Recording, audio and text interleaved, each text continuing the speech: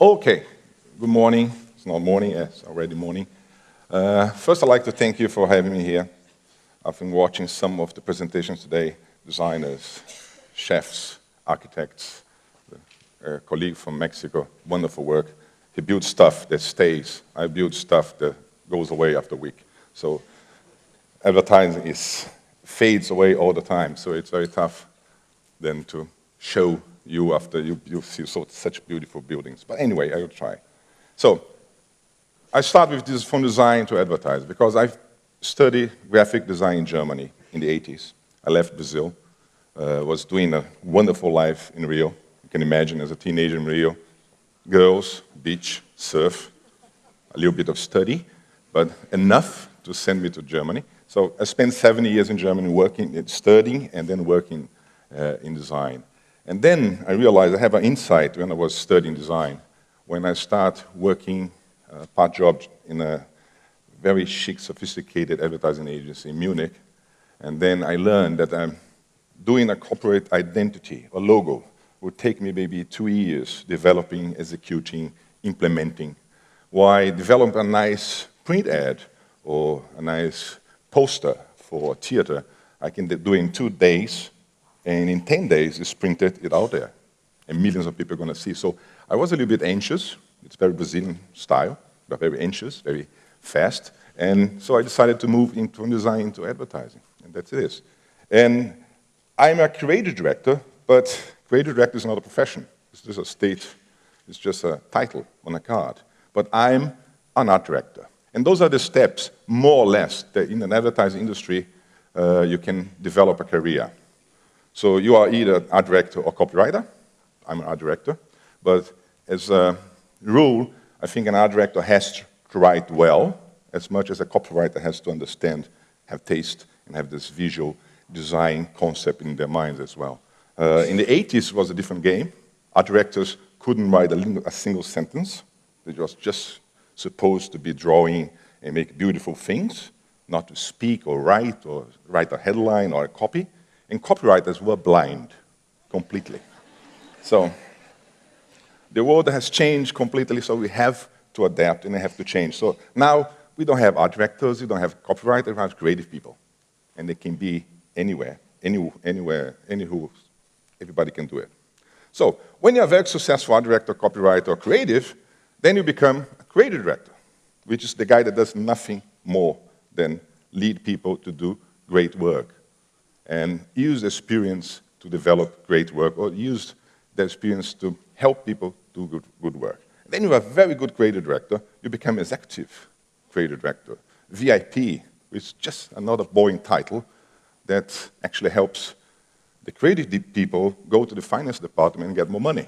So if you're a VP, you get more money than a creative director. It's just that easy. Maybe a space in the parking lot as well.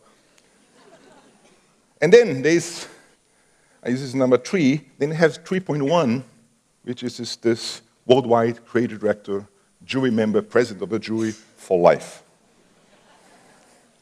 This is a title that means you are dealing with a whole bunch of agencies around the world.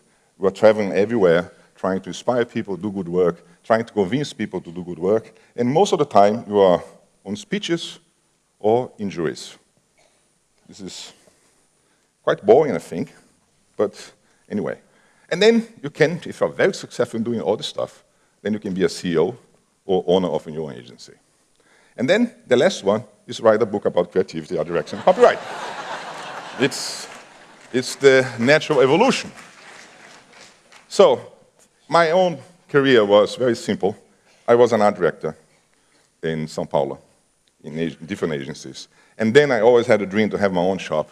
I want to be a designer. I want to be an art director for 100 square meters, everything in white, develop nice posters, and maybe some nice logos, maybe a TV commercial.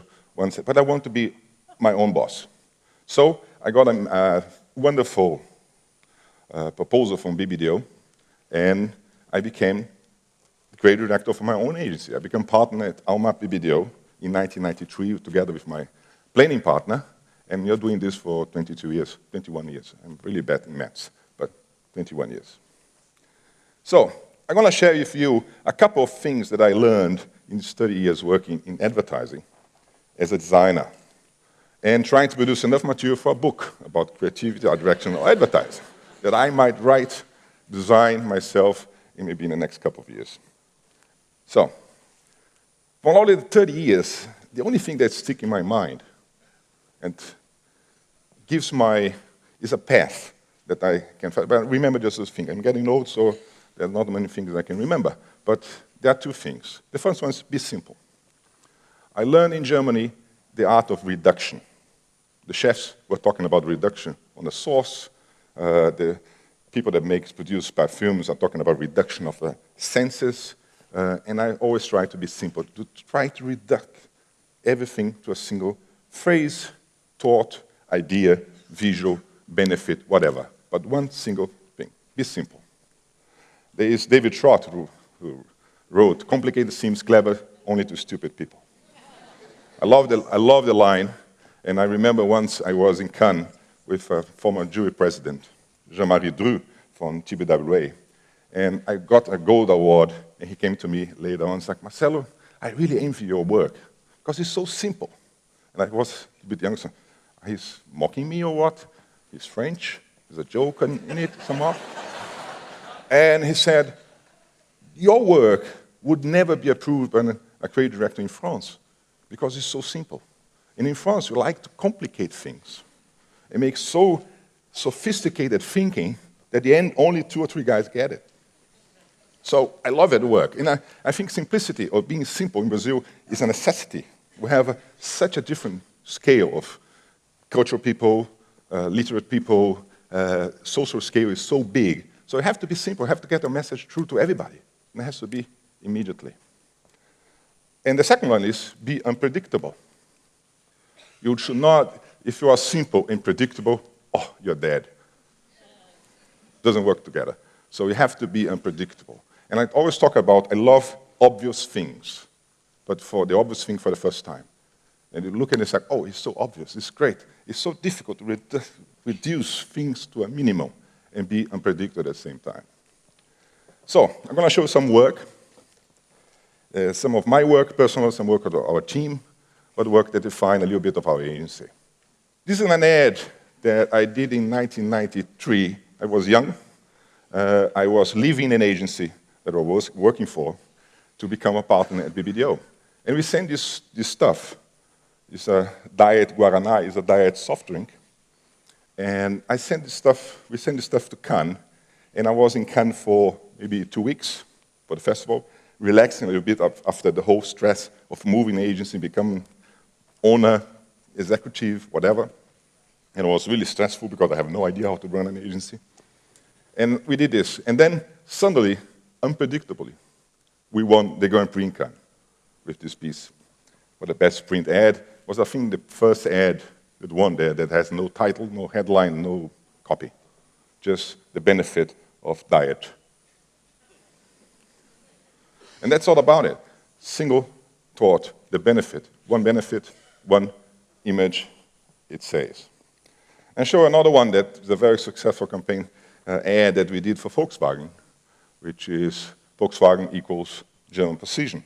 And we did this very simple, direct commercial. All car makers have some sort of quality control. All car makers check what they do. But there's one car maker that takes this so seriously that it developed the most rigorous quality control system in the world. Everything gets thoroughly checked and then double-checked.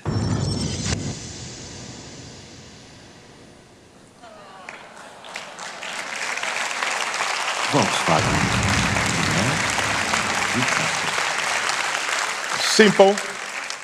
Simple thought, simple insight, and very cheap to produce. This is in Brazil a necessity as well. So we don't have Hollywood, we don't have George Lucas, we don't have the huge 3D potential or directors and so on. We were at that time in a very deep crisis, so we have to be very compact, simple, but unpredictable.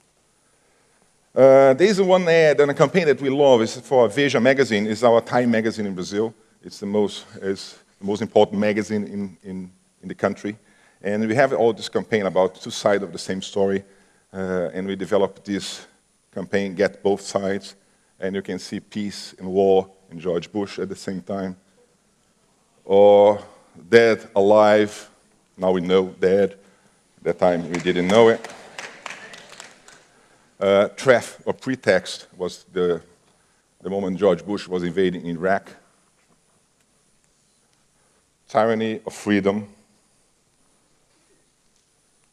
So it's very straightforward thought and has to be beautiful as well. The net it's about product placement. You always think product has to be a hero of every single campaign. So we have the Mizuno sneakers, it's a Japanese sneaker. They won in Brazil a seal of approval for orthopedic industry as best running shoe for your bones and joints and so on. So we did a very simple, beautiful campaign. We just put the product where it matters. Mizuno Wave Shock Absorption System, the only one with the approval, the seal of orthopedic. So we put, it's a product placement, on and on.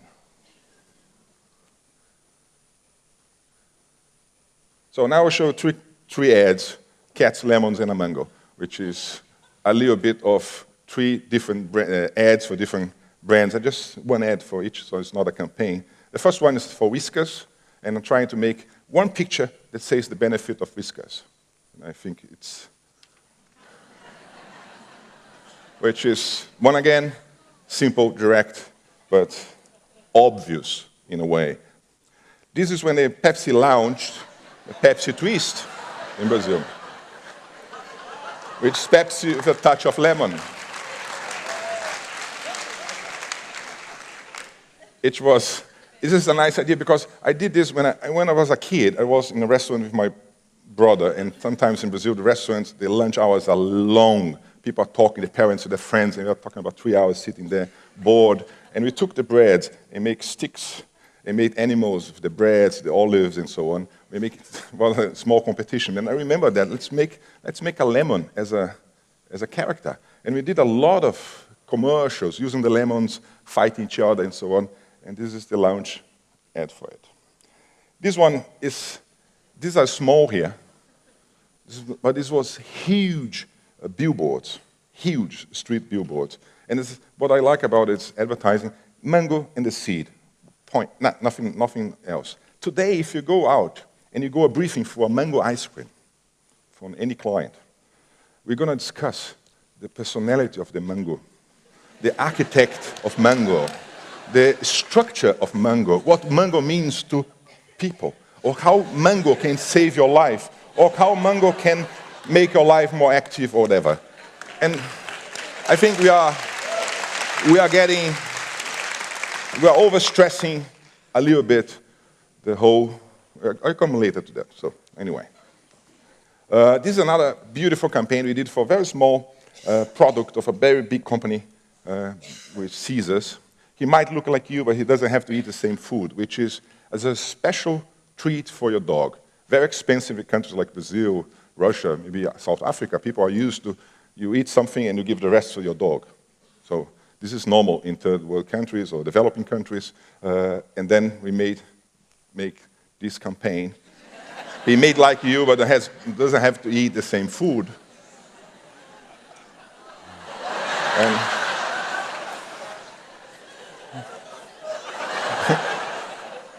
it took about 3 months to make the casting, but we have a lot of fun doing this.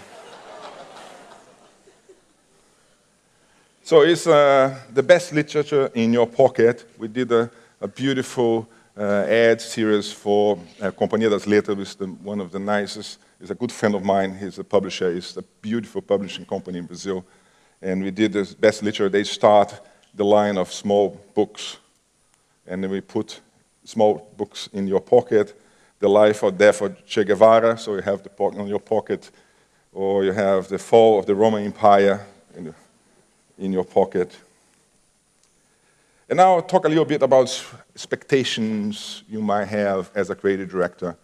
And I think that what I learned being an art director, creative director for such a long time. So there are some things that are very important. There are a lot of young guys today aiming to be a creative director before they're ready to do it. And we have a lot of young creative directors that have no clue how to lead a company or lead a creative team.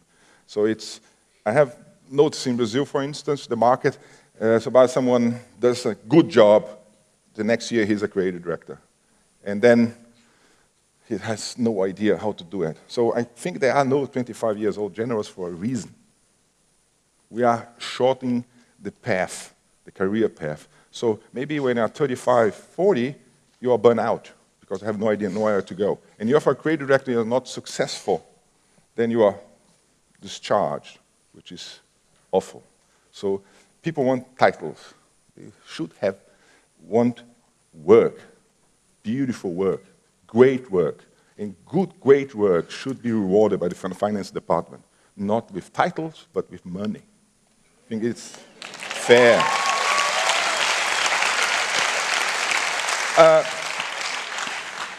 This is something that for the young creative directors from our agency that over the time becomes or got a motivation to change an agency and so on, the only tip I gave them is never work under someone who is not better than you. So never work under a 25-year-old creative director if you are better than him or you feel that you're better than him. Because in 6 months' time, 1 year, it's going to be a crash. So this is something very good. I really like to work with someone that I admire, I can learn from, do something completely different from what I do, and I can learn more, I can expand. If your ceiling is not that high, you're going to get depressed very soon. This is, for me, works so well. Find a good planning partner. My partner, José Luis Madeira, is with me for 21 years, and he's a great planning partner. But he's a great planning partner that loves advertising. There's a lot of planners there that loves PPT presentations. They don't love the work. They love the concept. They don't like the craft of advertising. If the film is well done, if the website is well developed, it has to love the work. The outcome of a good planning is excellent, marvelous work. And sometimes I see planners being so involved about thinking, in the thinking, that they lose perspective of the work. I made a comment. I lived in Germany for a long time and worked in German. I have German clients and I have a lot of good German friends. And in Germany, you go to a presentation of an agency. The PPT presentation takes about 3 hours. The work is shown in 20 minutes. In Brazil, we try to make the PPT presentations 20 minutes and the work 2.5 hours. Because lots of work. Let's discuss the work. The work is important. The point, the starting point is fundamental. But you have to explain too much, something is not good. So another piece of work, and this is one of insights we got of our planning department, driving is good. Golf is a marvelous car to drive. So make it simple, make it driving is good. So we made this commercial.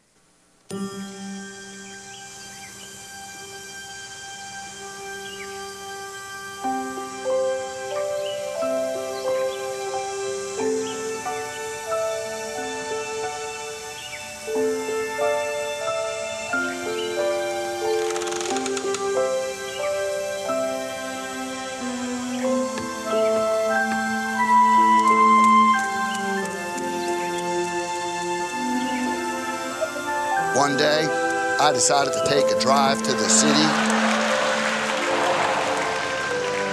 And after I got to the city, I decided to drive through the whole city.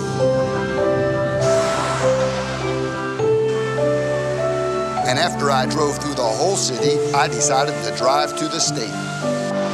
I ended up driving to the end of the road. When I got there, I decided to turn back and keep driving. And when I got to the end of the other road, I thought, why not turn around and keep driving? All I could think about was to drive and drive. And you just couldn't stop driving? No. Bridge where he's about to cross for the fourth time in here. Many people couldn't understand why someone would drive so much. And all over the country, and now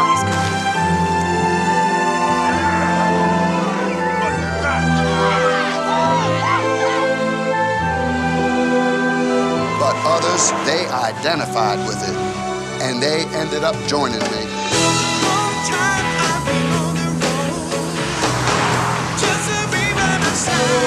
One day, someone said I gave hope to people. I just drove and drove. It never occurred to me to stop. And that's all I have to say about that.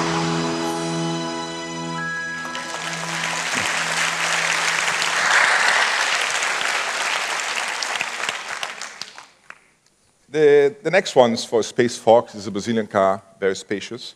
And we came up with the line, whatever you imagine fits. So you can, whatever you put in there for young people, you can put everything on the back. But instead of putting some diving gear, surfboards, and so on, we tried to make something you would never imagine, so be unpredictable again. And we did this commercial.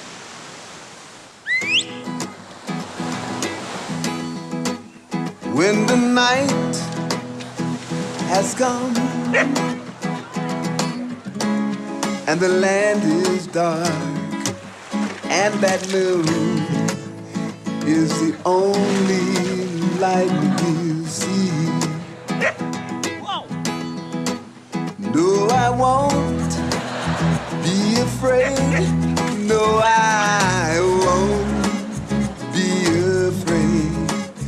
Just as long as you stand by me. So darling, darling, stand by me. Oh, stand by me. Whoa, whoa, whoa, stand by me. Stand by me.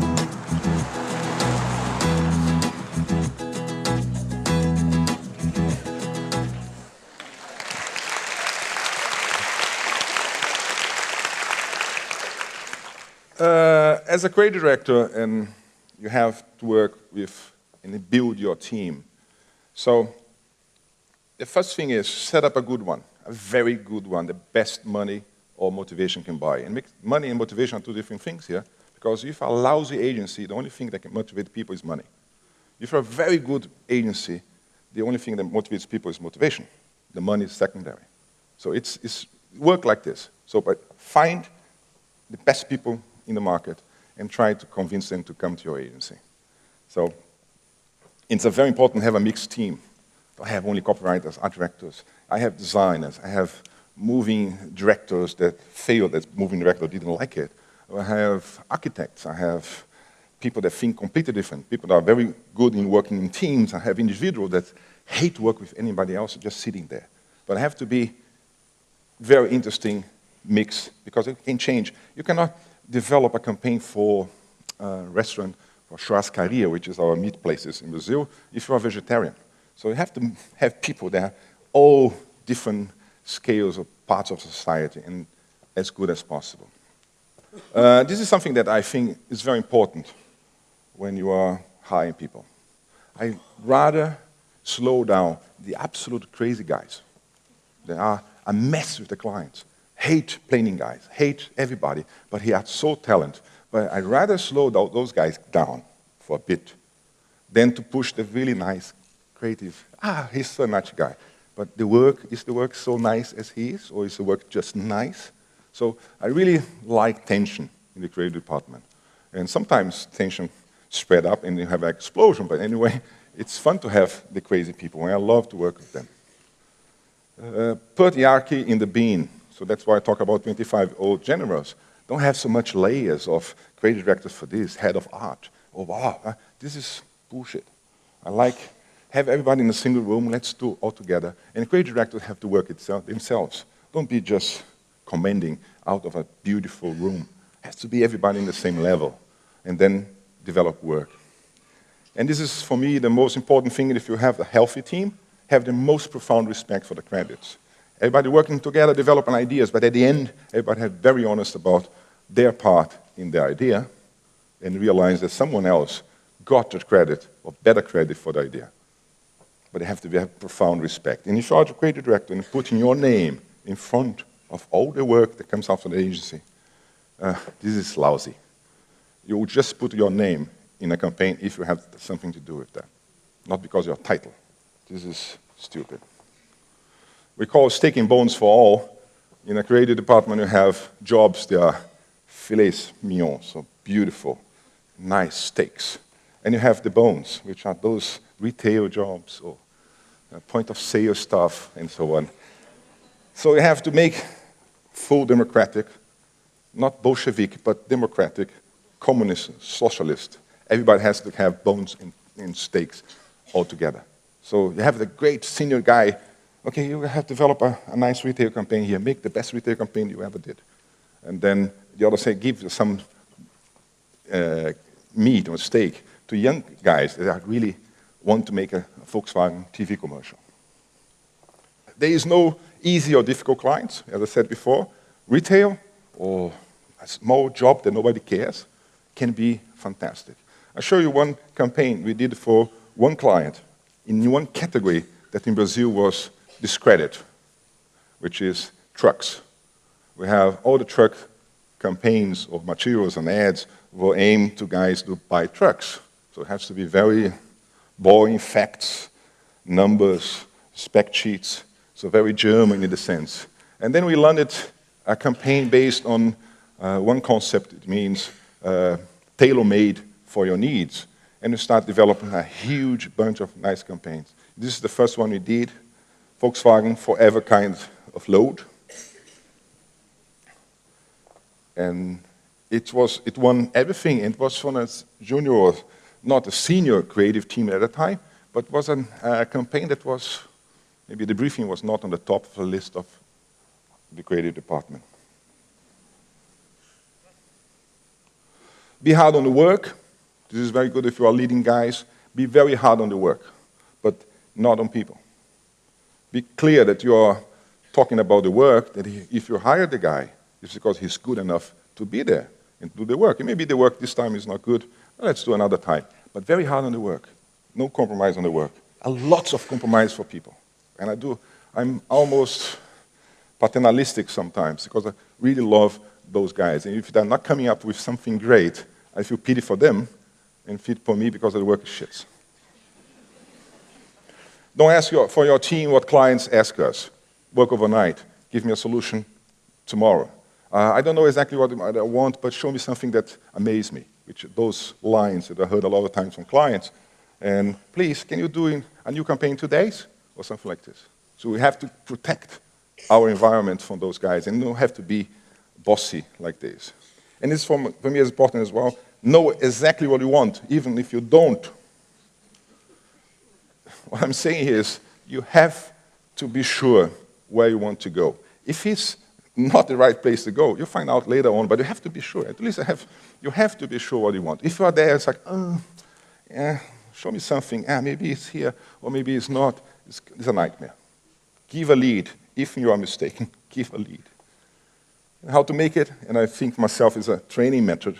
Once again, 2 questions. If we were 3, I would forget the third one because of bad mathematics, and I get over 50. So 2 questions only, and I do all the time. What do we want to say? Clients, agency, planning department. What do we have to say? Can you define in a line? In a meeting, say, client, you're talking about hours. What do you want to say? What is relevant for your product? What do you want to say about your product? And the second thing is this relevant to the consumer? People are going to embrace what you are saying. Is there something else you want to say that is more relevant? So let's discuss. Those 2 questions are, for me, the most important questions in every single meeting, in every single brief, and we are talking of creative department. Now, one new feature and what is good for. Once again, reduction. And we get us saying, what you want to talk is about the new feature for Volkswagen. And what's the benefit of this feature for the consumer. So we did 2 commercials.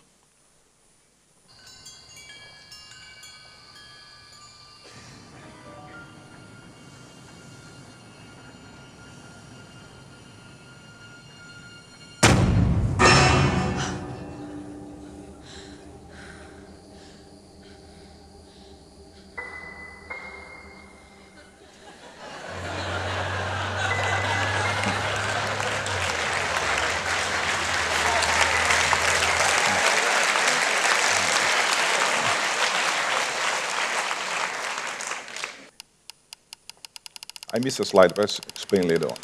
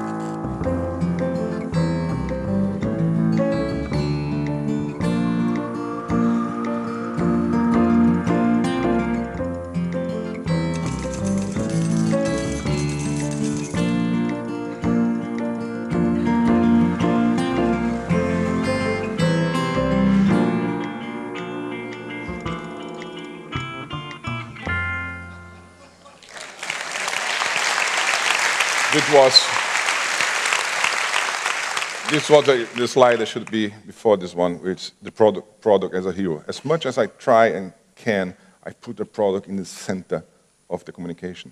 Not at the end. It's not kind of sponsoring a joke or the feeling or whatever. It has to be the benefit in the middle. Try to make as much as possible. I learned that with Phil Dusenberry, who used to be the chief head of BBDO in the 80s, and he created with his team the beautiful Pepsi campaign that won a lot of awards, the choice of the new generation in the 80s. It changed the soft drink market in America for a long, long time. And he always said to me, the product has to be the reason why you're doing this. Don't sponsor a feeling, a laugh, a joke, but do the product in the middle. So this was Forget Image, and then the year after, they come to us, it's like, wonderful, we did for the pictures, let's do the same for the movies. So we have stock footage, and we sell it as well. So we did again this film.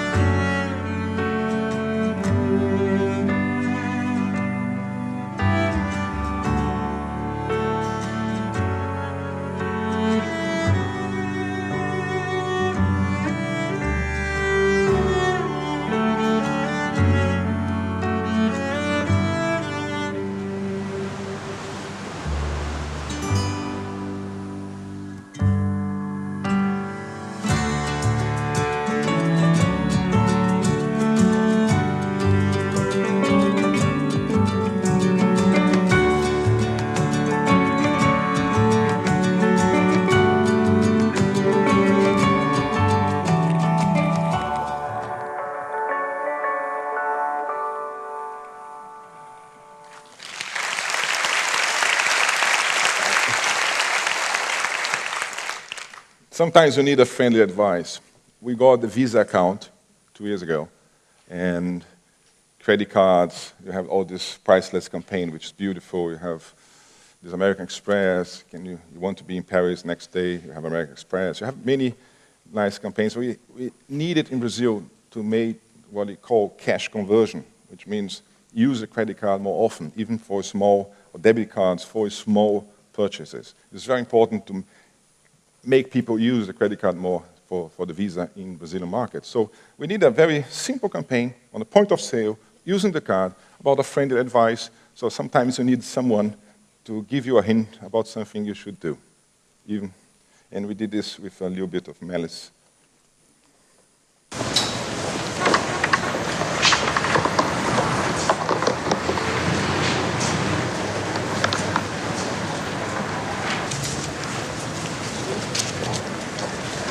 Posso te falar uma coisa?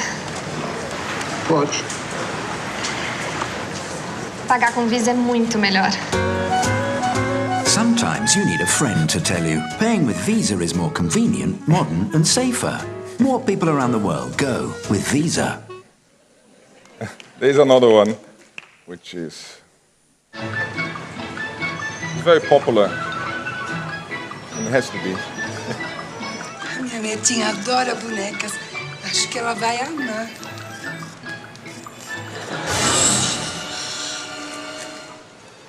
Posso te falar uma coisa? Claro, querida. Pagar com Visa é muito melhor. Às vezes é bom ter um amigo para avisar. Pagar com Visa é mais prático, moderno e seguro.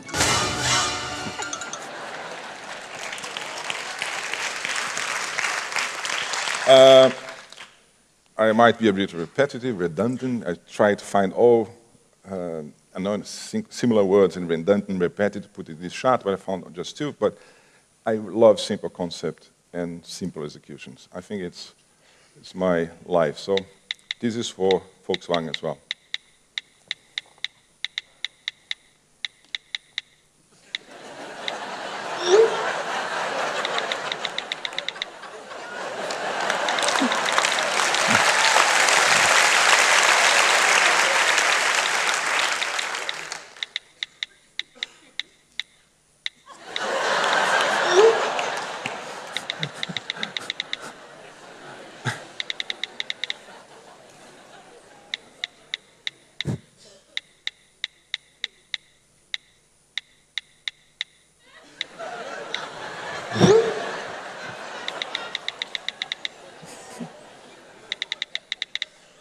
There's me, another one.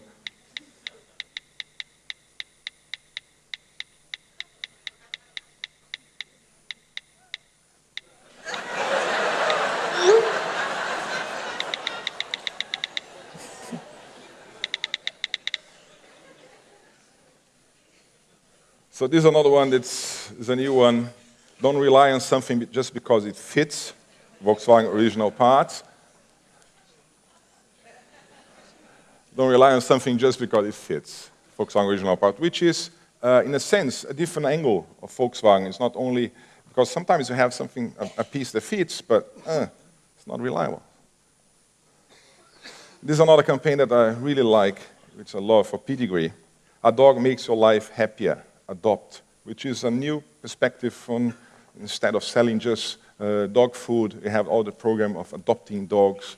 And I think it's nice. It's a nice concept of your life. It's better with a dog. There's something that I like just to talk. It's very important. I talk to all my teams, all my guys. New is different from good. Not everything that's new is good. Not everything is good is new. So there's a lot of people there, out there, in all the awards, all the clients. Everybody say, I want something new. It's like, this is spectacular. This is new. This is spectacular. It has to be new. It has to be different. It has to be. So we shouldn't mix things. Good stuff is always good. You must remember a couple of years ago, Second Life, or this huge movement of Second Life. We had agencies around the world being built to develop Second Life strategies. We had an agency in Brazil that's like, we're going to make your brand in the Second Life. And Second Life lasts for maybe a year and a half. So Orkut. Now we have Facebook, so Orkut was huge, then disappeared. There's a lot of new stuff that is important. They move and develop and so on, but we have to keep focus on good stuff, not only new. New, be old. Good is forever. And instead of talking about the future, show what you're doing today. So it's very important that we be grounded in what we're doing. So talking about the future all the time, let us forget what the present work we are producing, and if it's good enough. This will define if you'll be alive tomorrow or not, because then your future is going to be after. There's something that we are, marketing intelligence, make advertising stupid. It's what I talk about the mango. Clients are talking about a huge perspective of single things. Sometimes a pipe is just a pipe. Don't try to interpret interpretations, too much interpretation. And sometimes I have to go to the clients like, stop it, stop it. I think there is even an image bank for brandings, presentations at the moment. I saw many clients coming with us with proposals like live life to the fullest, be the better you can be, all those kind of generic statements inspire you to do your best. And they spend millions of dollars, months and years researching things to come to a common sense cliche. So we are spending a lot of money on bullshit. And that's what comes out, cliche. And cliche for me is immortal. You always have people running on the beach with arms green like this, looking at the cliff, the sunset, inspire the best of you, or feeling good in yourself. Cliche is immortal. And cliche sells. Cliche is easy and comforts the mediocre ones in a meeting and protect the cowards, sometimes in the client's side, sometimes in the agent's side, or the branding agencies. I saw so many vanilla ice cream kind of wallpaper positioning for my life to be sure that cliche is immortal. And it's going to be immortal. So you have to fight against immortality. Cut the head off. And for me personally, as an art director, I will never forget where I come from. So let's show some of Havaiana's stuff. Havaiana is a brand that is with us since 1994. It's the first client that trusts my partner and myself, and was a single flip-flop that became a kind of phenomenon. And then you're going to say, you plan it? No, nobody planned it. It happened. It's organic. It's being developed. We're learning and doing. It's a learning process all the time. Turning 30 centimeters of rubber plus 2 straps at an average price of $8 into a global brand. By combining simplicity with happiness, exuberance with irreverence, design with color, every manifestation of the brand, regardless of media, always has the sandal in the center.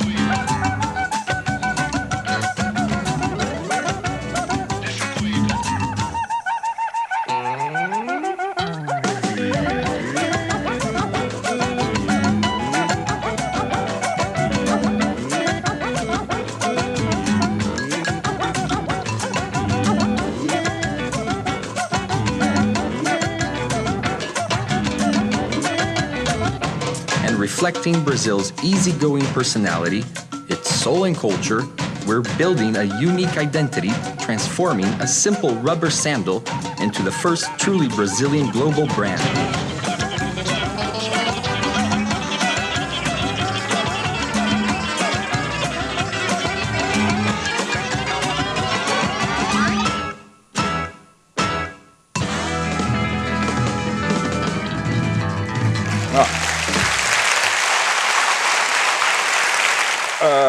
I just want to show first the work we have done, and I did myself much of it, and now inspiring people to do the same. And then at the end, I have one thought I want to share with you and one more piece. This is all print ads that have been developed at point of sale, packaging, web, whatever. It's a lot of work. Then I come to an inconvenient thought, which is I want to share with you something that's bothered me a lot.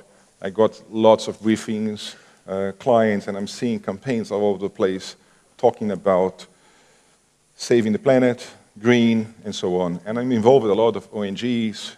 We did work for Greenpeace a lot. My wife worked for Greenpeace long time. working with the Commission of the United Nations for Drug Policy and so on. We are really involved in a lot of stuff.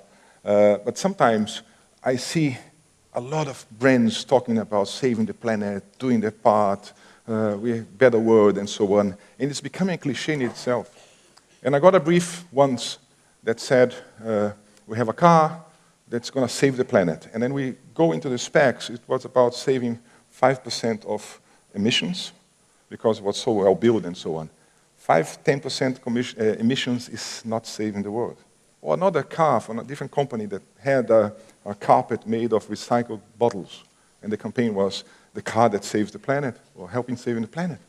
And it comes to my mind and that consumers are maybe buying this stuff to get rid of guilty and not doing anything else. And I think we are feeding the industry with wrong messages about saving the planet. We are not saving nothing. And the brands are not doing this precisely. It's not what you say, it's what you do.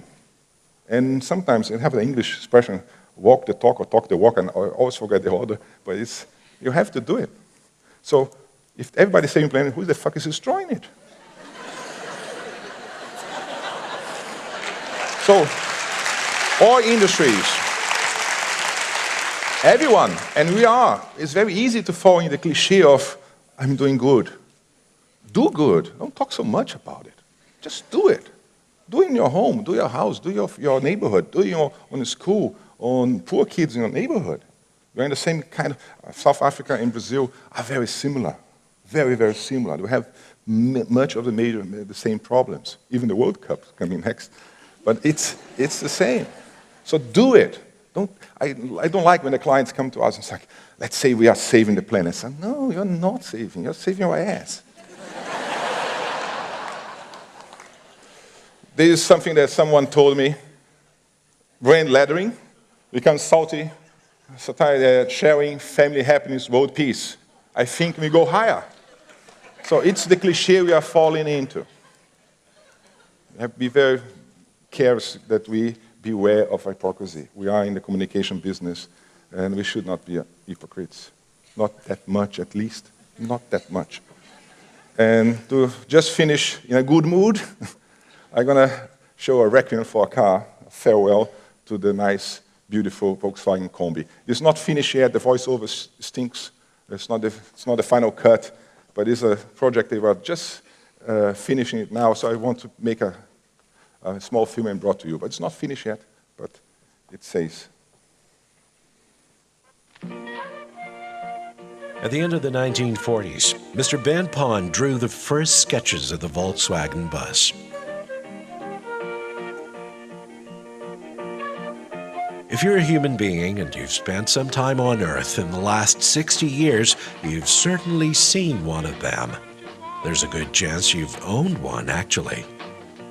In 2013, Volkswagen decided it was time to stop producing the bus. It's the end of the road for the iconic Volkswagen Combi. This generated great commotion. A legendary icon like the Volkswagen bus couldn't just disappear.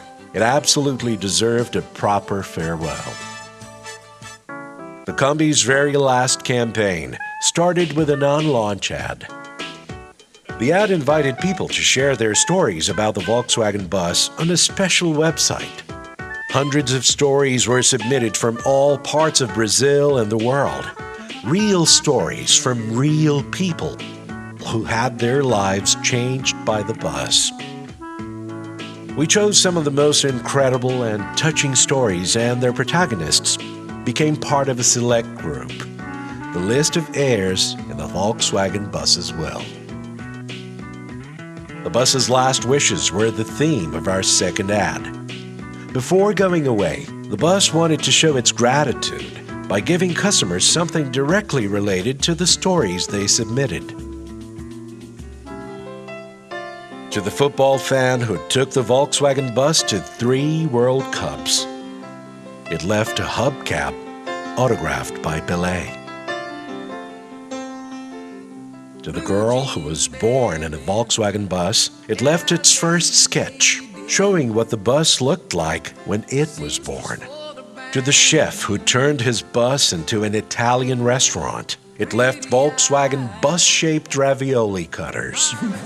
To the family who lives in a Volkswagen bus, it left a doormat to adorn the entrance of their home. Check that out. Hey, it's got her name on it.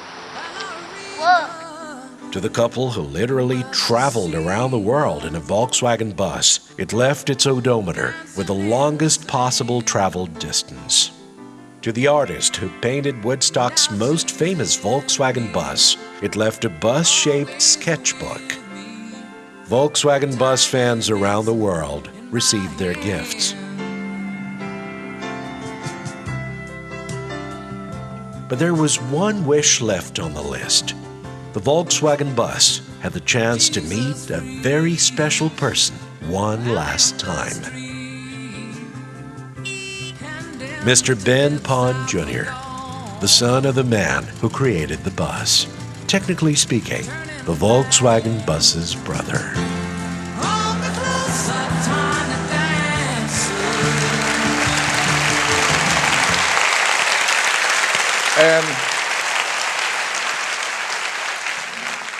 Now, before I finish, I just want to share my Volkswagen bus, my own combi.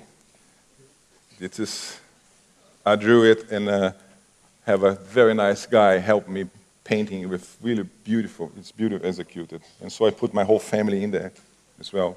And I drive my daughters to the school with this, and it's a mess. It's a pleasure. So thank you so much for having me here. Okay?